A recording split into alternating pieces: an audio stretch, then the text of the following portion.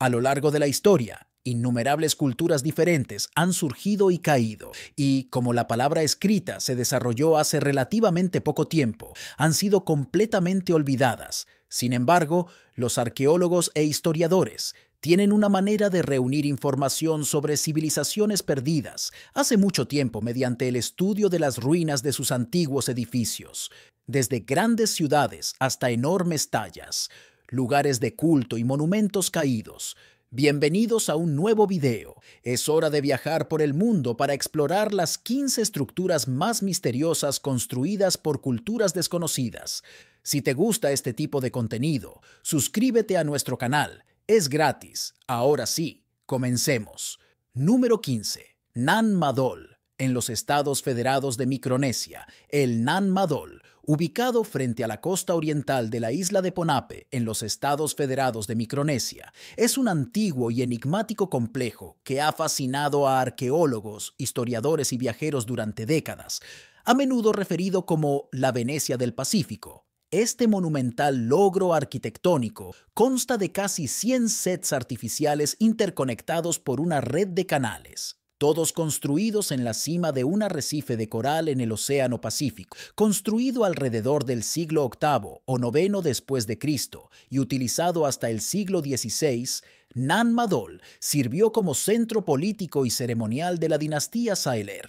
El sitio se extiende sobre 200 acres y comprende rocas basales y de coral, algunas de las cuales pesan hasta 50 toneladas. La proeza de ingeniería requerida para transportar estas enormes piedras y construir los ojales sigue siendo uno de los grandes misterios del mundo antiguo. La complejidad y la grandeza de Nan Madol plantea numerosas preguntas sobre cómo una sociedad preindustrial sin ruedas, herramientas metálicas o poleas podría haber diseñado una maravilla arquitectónica de este tipo. Las leyendas entre los pompeyanos locales sugieren que las piedras fueron llevadas al lugar por vía aérea o mágicamente levitadas por dos hermanos que eran hechiceros, mientras claramente servía como residencia para la élite, un centro político y un centro religioso. Las razones exactas de su construcción en un lugar tan desafiante siguen siendo especulativas. Los Isets albergan templos, tumbas y viviendas,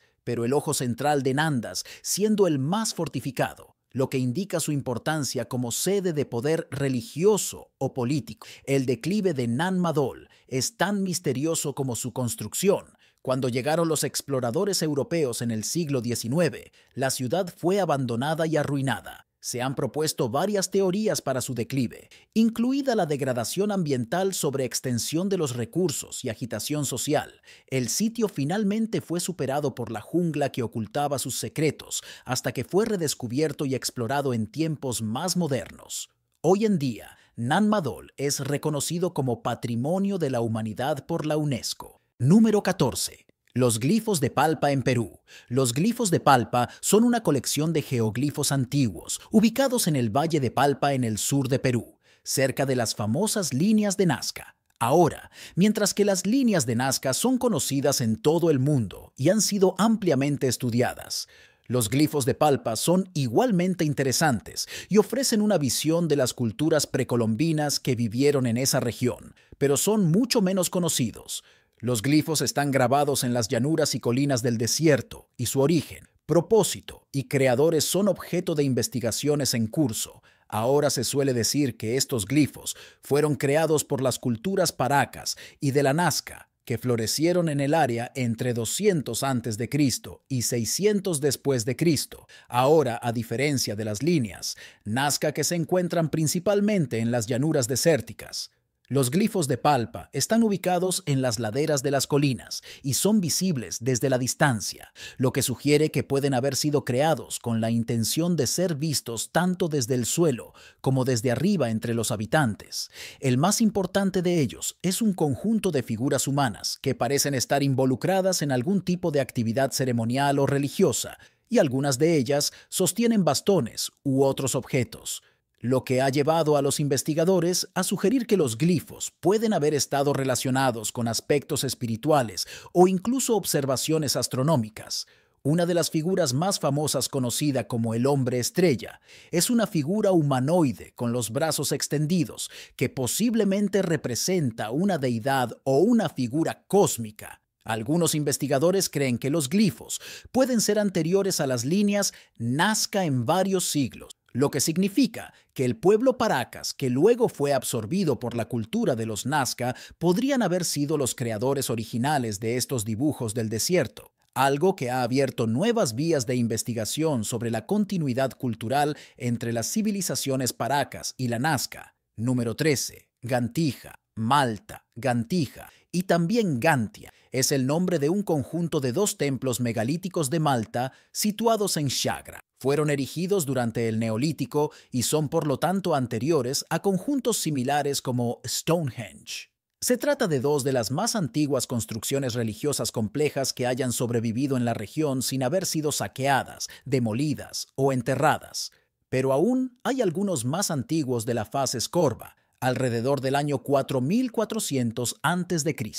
Debido a que en ellos se han encontrado estatuas y figuras que parecen representar una diosa madre, se ha considerado que fueron dedicados a este culto. Sin embargo, en maltés, el nombre evoca la expresión torres gigantes, y según una leyenda, las torres habrían sido construidas por enormes criaturas con el fin de utilizarlas como sitios de adoración. A pesar de todo, está muy claro que pertenecen a una representación en arquitectura para ofrendas o culto a una tríada de la Madre Tierra, como la que se representa en figura de marfil del tiempo micénico. El último templo creado está en Tarxien-Tarquien en 1800 a.C. En 1980, los templos megalíticos de Gantija fueron declarados Patrimonio de la Humanidad por la Organización de las Naciones Unidas para la Educación, la Ciencia y la Cultura. La declaración se extendió en 1992 a otros templos en la isla de Malta. Número 12. El Cañón del Chaco, Estados Unidos. Entre el año 900 y 1150, el Cañón del Chaco era un importante centro cultural de los Anasazi. Los habitantes de la región conseguían bloques de piedra arenisca y transportaban madera desde grandes distancias, armando 15 importantes complejos que continuaron siendo las construcciones más grandes en América del Norte hasta el siglo XIX. Una evidencia de la arqueoastronomía en el Chaco fue sugerida con el petroglifo Daga del Sol en el Cerro de Fajada como un ejemplo popular. Muchas construcciones chacoanas fueron alineadas para capturar los ciclos solares y lunares, requiriendo generaciones de observaciones astronómicas y siglos de construcción experta coordinada. Se cree que el cambio climático llevó a una emigración de los chacoanos y un eventual abandono del cañón, comenzando con una sequía de 50 años en 1130. Localizado en la árida e inhóspita región de las Cuatro Esquinas, los sitios culturales chacoanos son frágiles. Temores de erosión causados por turistas llevaron a la clausura del Cerro de Fajada al público. Los sitios son considerados tierras de origen ancestral sagradas de los pueblos Hopi, Navajo y Pueblo, que continúan manteniendo tradiciones orales que relatan su migración histórica del Chaco y su relación espiritual con la tierra. Mientras la preservación de parques mantiene conflictos con las creencias religiosas de los nativos, los representantes de las tribus trabajan estrechamente con el Servicio de Parques Nacionales para compartir su conocimiento y respeto a la herencia de la cultura chacoana. Número 11. Las piedras Callanish, Escocia. Las piedras de Callanish son un conjunto de menhires levantados en época prehistórica. Están situadas en las cercanías de la población de Callanish, en la costa oeste de la isla de Lewis. Los vestigios del yacimiento más antiguos están fechados entre el año 2900 y el año 2600 a.C., aunque posiblemente hubiera construcciones precedentes antes del año 3000 a.C. Una tumba fue construida dentro del recinto con posterioridad. Los restos provenientes de la destrucción de la tumba sugieren que el lugar quedó en desuso entre el año 2000 a.C. y el año 1700 a.C. Los 13 monolitos principales conforman un cromlech de unos 13 metros de diámetro, con una larga avenida de acceso flanqueada por piedras en su lado norte y filas más cortas de piedras por sus lados este, sur y oeste. La disposición general en planta del monumento recuerda la forma de una cruz celta algo distorsionada. La altura de cada uno de los monolitos oscila entre 1 metro y 5 metros, con un promedio de 4 metros, y están realizados en roca de gneis de origen local. La primera referencia escrita a los monolitos fue la de John Morison, nativo de Lewis, quien en 1680 escribió que grandes piedras puestas en pie en filas habían sido colocadas para la devoción. El más alto de los monolitos señala la entrada a un enterramiento cubierto con un montículo de piedras, cairn, en el que se han descubierto restos humanos. Una campaña de excavaciones en 1980 y 1980, y uno mostró que la cámara mortuoria era una adición posterior al monumento y que había sufrido modificaciones en varias ocasiones. Los hallazgos de cerámica sugieren una datación del año 2200 a.C. para la erección del círculo. Se ha especulado, entre otras teorías, con la de que las piedras forman un sistema de calendario basado en las fases lunares. El profesor Alexander Thom ha sugerido que la alineación de la avenida de piedras, mirando hacia el sur, señalaba hacia el punto de ocaso de la luna en el solsticio de verano, por detrás de una montaña distante llamada Clesham. Los críticos de estas teorías argumentan que pueden existir diversos alineamientos por puro azar en toda estructura de este tipo. Adicionalmente, diversos factores como el efecto de las inclemencias del tiempo y los desplazamientos sufridos por las piedras a lo largo de los siglos hacen que no se puedan establecer con certeza tales alineamientos, tanto si fueron originalmente así como en cualquier otro caso. Número 10. Teotihuacán en México. El siguiente lugar es la joya arqueológica que es la ciudad prehistórica hispana de Teotihuacán, también conocido como el lugar donde se crearon los dioses, ubicado al noreste de la actual Ciudad de México.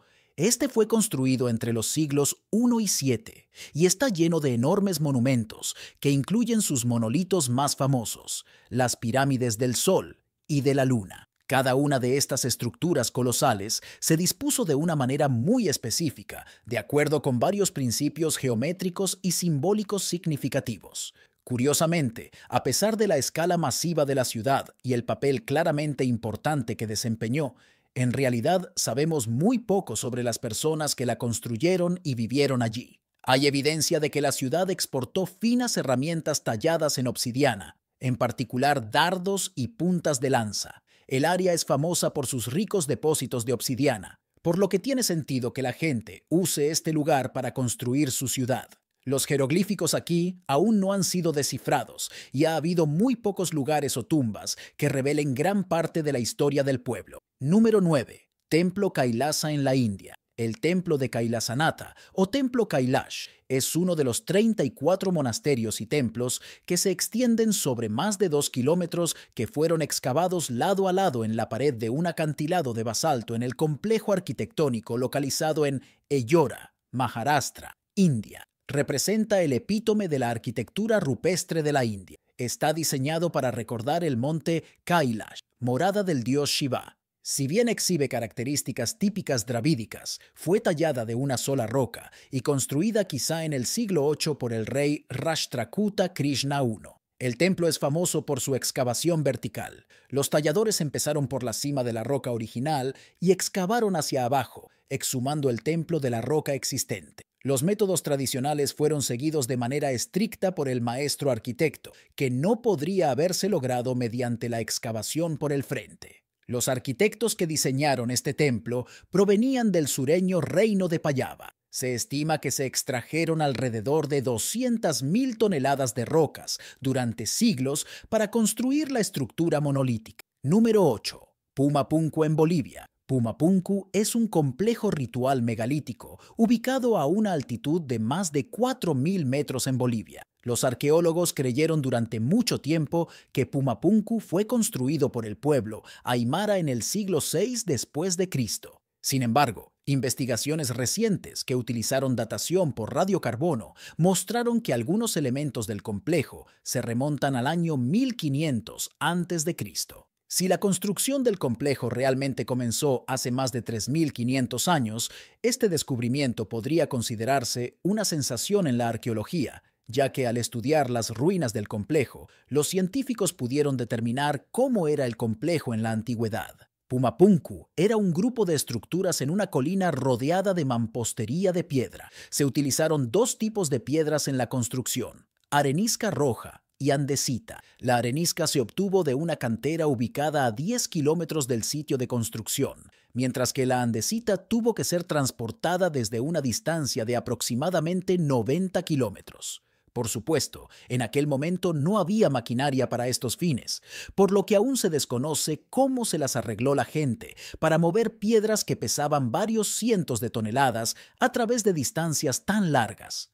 También es sorprendente que todas las piedras fueran procesadas especialmente para poder colocarlas sin el uso de mortero nuevamente. Los antiguos constructores lograron esta tarea sin las herramientas que tenemos hoy en día. Es difícil creer que los pueblos antiguos pudieran construir un complejo de este tipo a mano, por lo que tales estructuras a menudo se asocian con civilizaciones. Número 7. El Gran Zimbabue. Gran Zimbabue, que se encuentra en la región sureste de Zimbabue, a unas 19 veces al sureste de Mingo, anteriormente conocido como Fort Victoria. Es una extensa ruina de piedra de una ciudad africana de hierro. El descubrimiento y los hallazgos arrojados por estas ruinas son sorprendentes, ya que se encuentran en una ubicación estratégica que alguna vez sirvió como un próspero centro económico impulsado por el comercio de oro y marfil en su cenit. El sitio en sí está dividido en tres áreas principales: el complejo de colinas, el gran recinto y las ruinas del valle. El complejo de colinas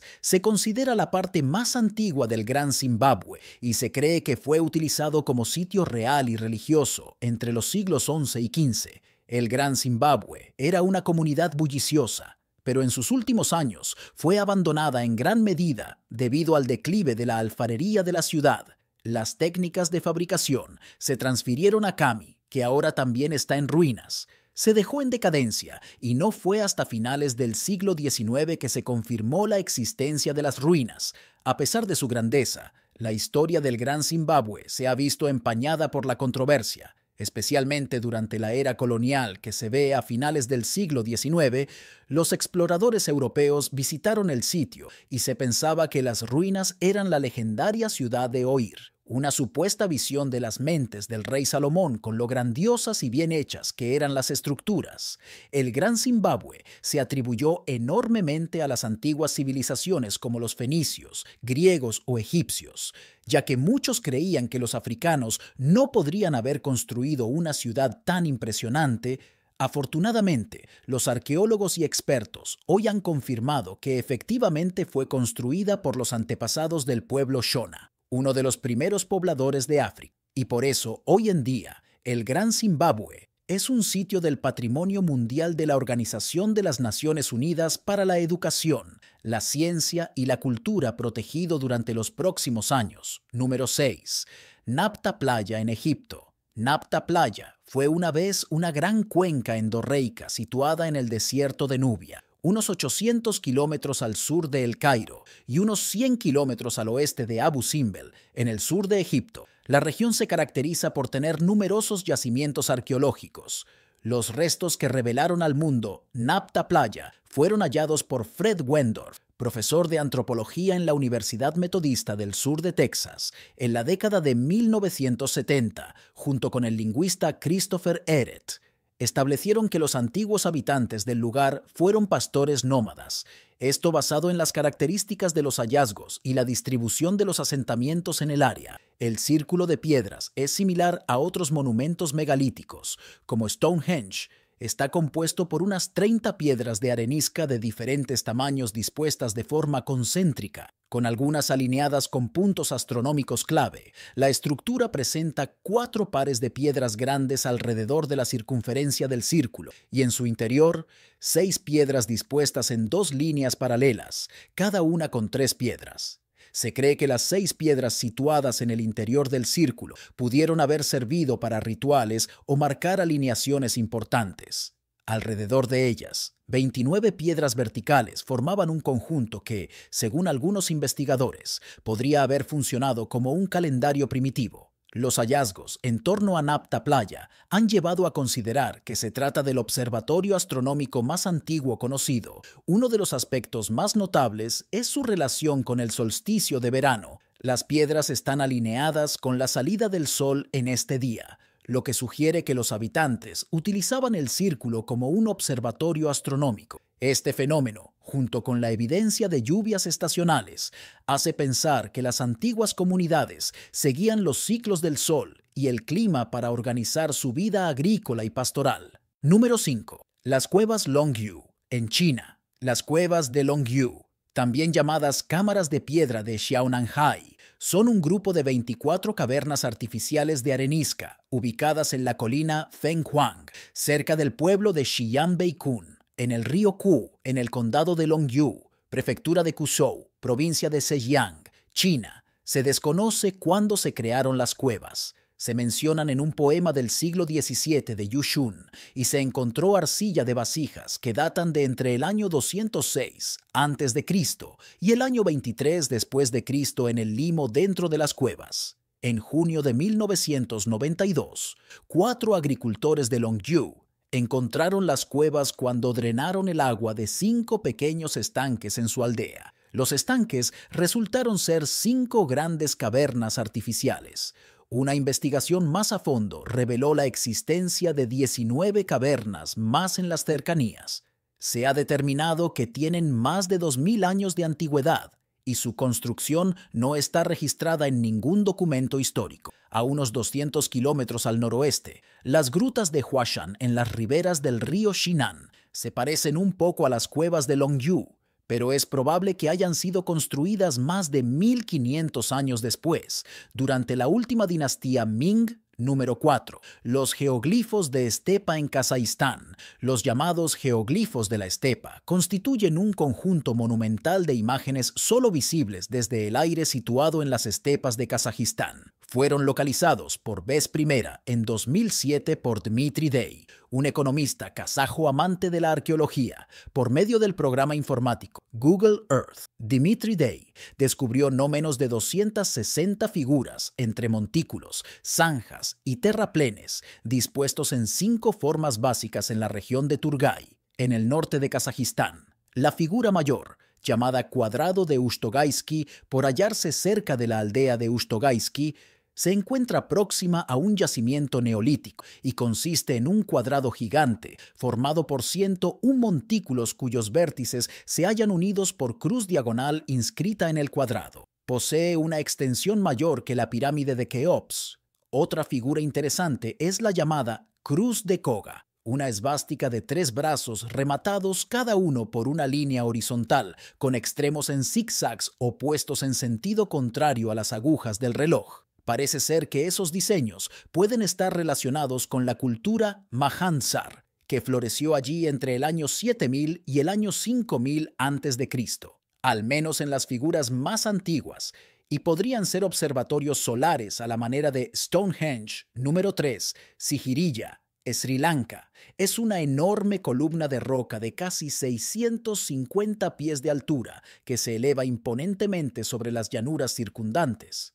Ahora bien, la cima de esta columna es una fortaleza con una rica historia. La fortaleza de la roca fue construida en el siglo V por el rey Kasapa, quien buscó un lugar seguro debido a temores de represalias por parte de su hermano, quien se había equivocado al reclamar el trono. La cima no es para los pusilánimes, con más de 1200 escalones que conquistar. A medida que asciende, encontrará la pared de espejos que alguna vez fue pulida tan finamente que el rey podía ver su reflejo al pasar. Hoy está cubierta de versos garabateados por visitantes anteriores que datan del siglo VIII. Sí, incluso la gente de la antigüedad dejó atrás los grafitis, que se encuentran a mitad de camino de la roca. Se llega al famoso fresco de Sigiriya. Estas pinturas increíblemente conservadas representan doncellas celestiales que se cree que son representaciones de reinas y concubinas de Kasapa, o diosas que bendicen al rey y este palacio. Pero quizás la característica más emblemática de Sigiriya es la entrada del león a medio camino de la roca. una vez custodiada por un enorme león de ladrillo del cual solo quedan las patas.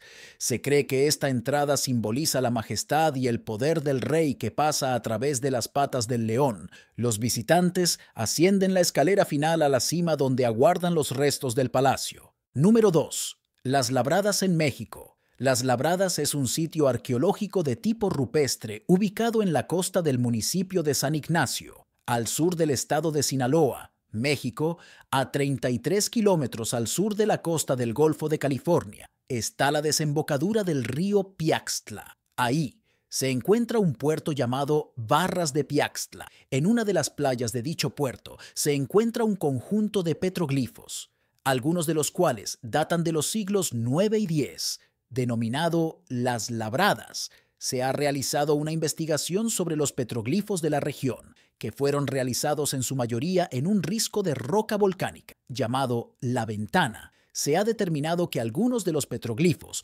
podrían datar de miles de años de antigüedad.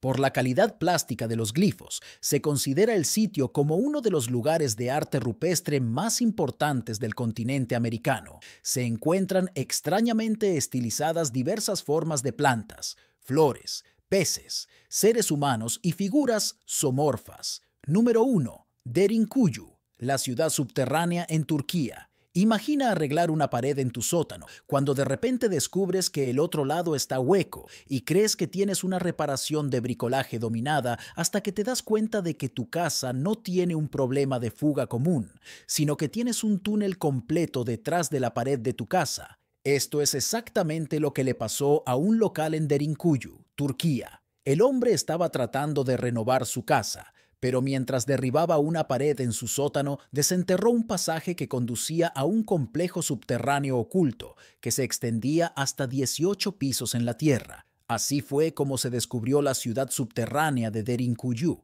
Esta ciudad subterránea podía albergar hasta 20,000 personas y tenía toda una pequeña comunidad con cocinas, establos, capillas, fuentes de agua e incluso bodegas. Derinkuyu es un ejemplo extraordinario de ingeniería y arquitectura antiguas.